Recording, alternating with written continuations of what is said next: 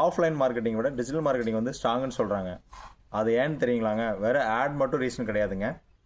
Offline மார்க்கெட்டிங்னா என்னங்க? பேம்ப்ளெட்ஸில் add கொடுத்து issue பண்ணுவோம், பேனரில் ஆட் கொடுப்போம், நியூஸ் பேப்பரில் வந்து ஆட் கொடுப்போம். இதில் வந்து பார்த்திங்கன்னா இதில் எந்த கஸ்டமர் யார் பார்க்குறாங்கன்னு நமக்கு அனலைஸ் பண்ண முடியாது.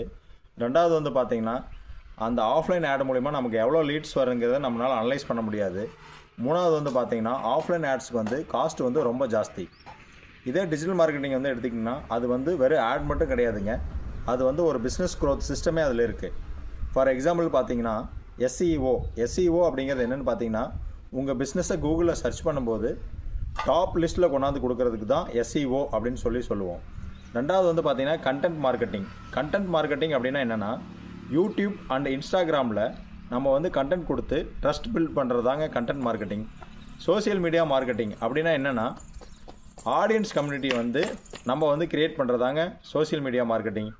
இமெயில் அண்ட் வாட்ஸ்அப் மார்க்கெட்டிங் அப்படின்னா என்னென்னா நம்ம டைரெக்டாக நம்மளோட கஸ்டமரை ரீச் பண்ணி ஒரு ட்ரஸ்ட் பில்ட் பண்ணுறதுங்க. அடுத்து வந்து பார்த்தீங்கன்னா ட்ராக்கிங் சிஸ்டம். இதில் வந்து பார்த்திங்கன்னா நம்ம குவாலிட்டியான லீட்ஸ் வந்து நம்மளால் வந்து ட்ராக் பண்ண முடியும். ஸோ டிஜிட்டல் மார்க்கெட்டிங் அப்படிங்கிறது வெறும் ஆட் ரன் பண்ணுறது மட்டும் கிடையாதுங்க, அது ஒரு பிஸ்னஸ் க்ரோத் சிஸ்டம்.